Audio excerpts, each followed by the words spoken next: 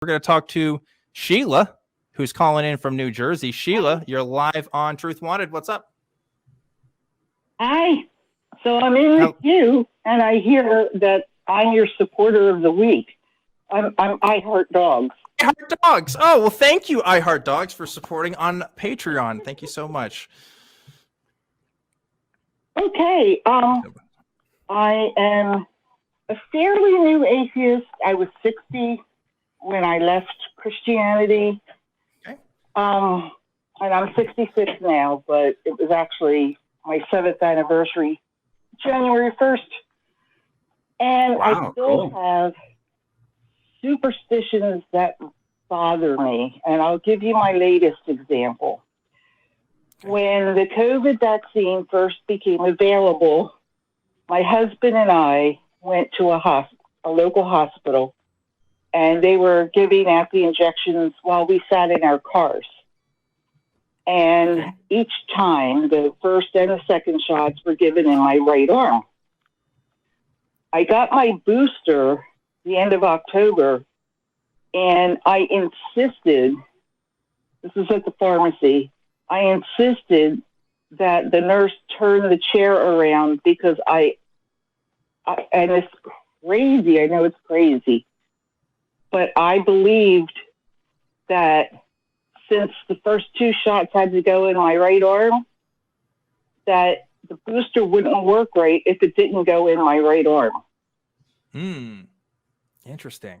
And it's crazy. I still believe that. And, you know, I have special earrings that I wear when the Phillies play, which doesn't seem to help them this past season. Just little things like that. I don't believe in the supernatural, but what is it that drives me to be superstitious? Where is my thinking going haywire?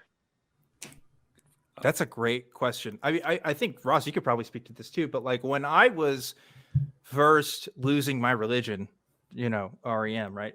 When I was first kind of like, you know, deconstructing, I didn't realize how many, I don't know if you call them tics or mannerisms or things that I would do that were there because of Christianity. I had a habit of going to church every Sunday. It was weird when I didn't go to church on Sunday. It felt very off when I didn't.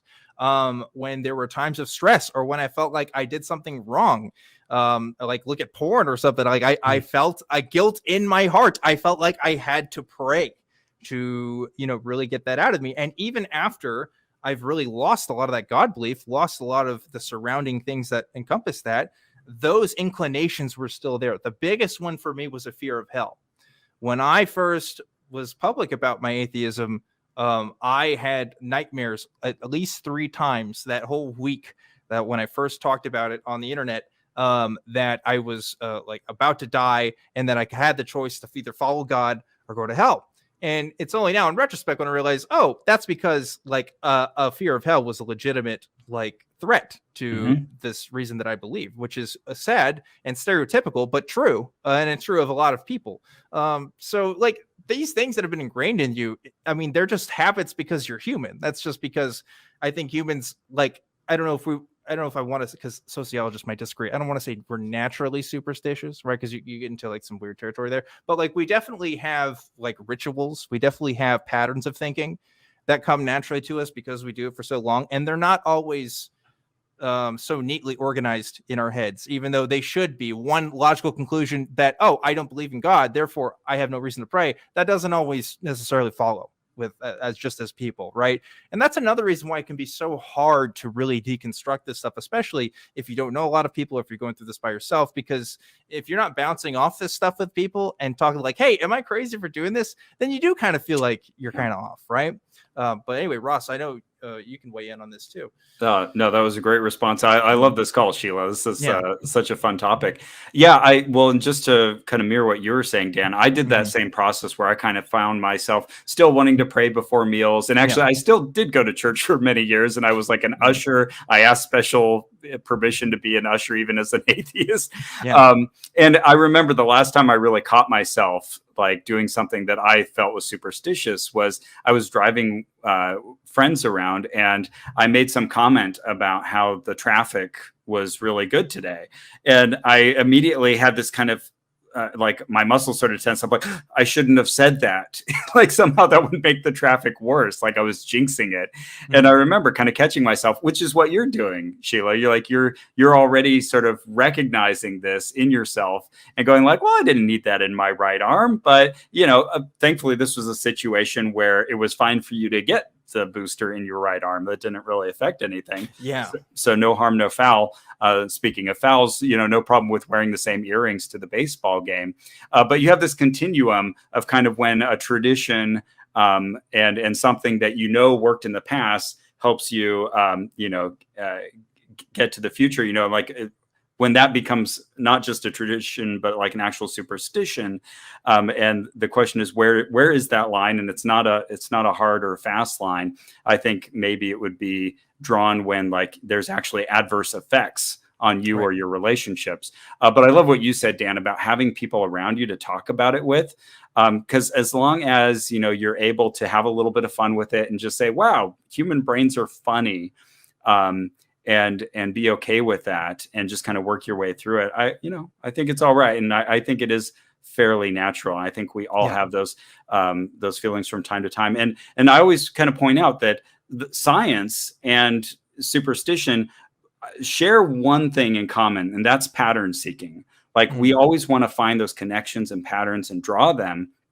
Science is just an improvement because you have these mechanisms to help you determine what are actual connections and what are false correlations. Yeah. So it sounds like you're in a good place. I would say just stay mindful of this and do talk about it with friends and radio hosts. If there's and hosts, right?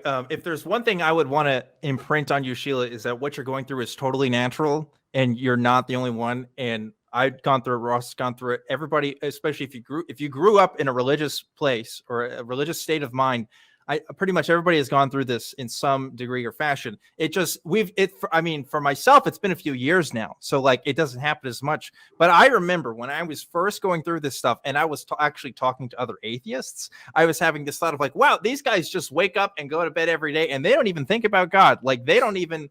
It doesn't bother them at all that they don't have a soul or they don't believe it, right? And I was just fascinated by that because the group of people that I grew up around didn't think that way, didn't operate that way. There was some sort of higher power that they were operating under the assumption of, whether it was a specifically Christian or deistic entity, whatever. Everybody I knew believed in some form of higher power, and so that was really interesting. And I kind of had to almost reprogram myself and figure out like what am I now? Who is the person that I want to be? Because I can kind of be who I want. I don't have to be this follower of Christ anymore and have to dictate all of my decision making based on the morality of Jesus. And obviously that's a little bit of a different topic, but it's related, right? Because you kind of feel the need where, I can't think this way anymore because I'm not this person. And I would just like shy away from that if you can. You're a very recent convert, I would say, deconvert. Just let that process happen. And I've talked to people. I was so immersed in the evangelical Christianity. Yeah. I was a Catholic for about 10 minutes before I left altogether. And I was so worried that I'm still believing in some force, like with the shot in the arm, that I believed that it had to be. But then I was questioning myself, well, what outer force dictates that? It's like I'm still sensing need to do these rituals, and it's stupid. Well, and you for me, away.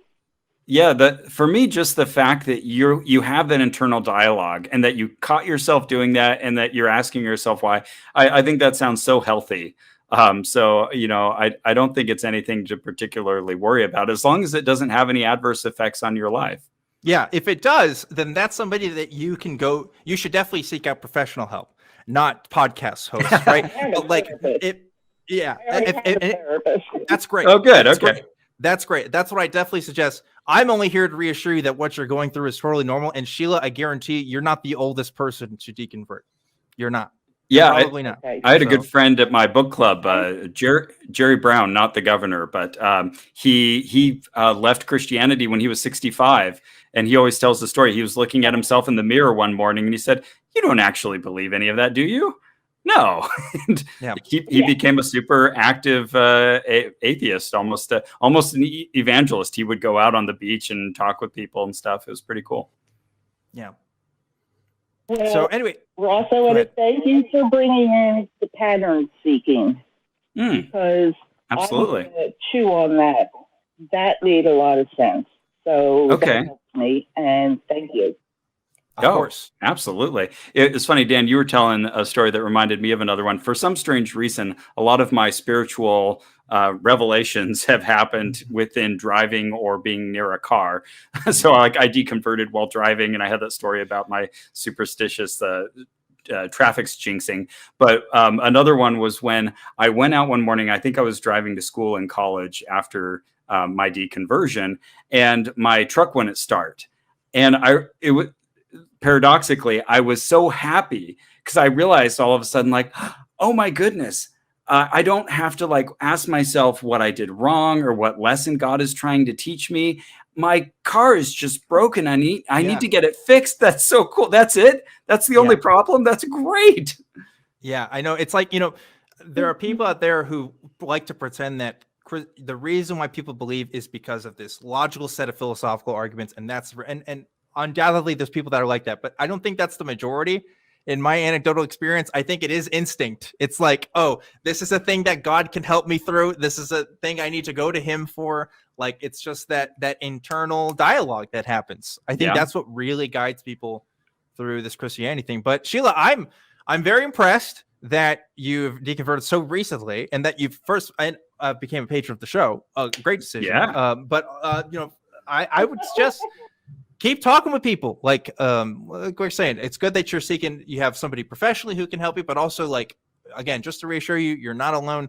A lot of people go through this stuff, and you're going to find in a couple of years, you're going to look back and see, yes, I am. You might say that you're a different person than you were from when you talk with us. And when somebody else is deconverting, you can talk with them and say, yes, I remember when I was still praying every day and doing this and that. And so there's a lot of things you can look forward to for that. So Sheila, thanks so much for calling in. Yeah, thanks so much for calling in. I heart dogs. Yes, I heart dogs. I love that name. What a great name for that. But yes, thanks so much for calling in to the show, and hope you have a great rest of your evening.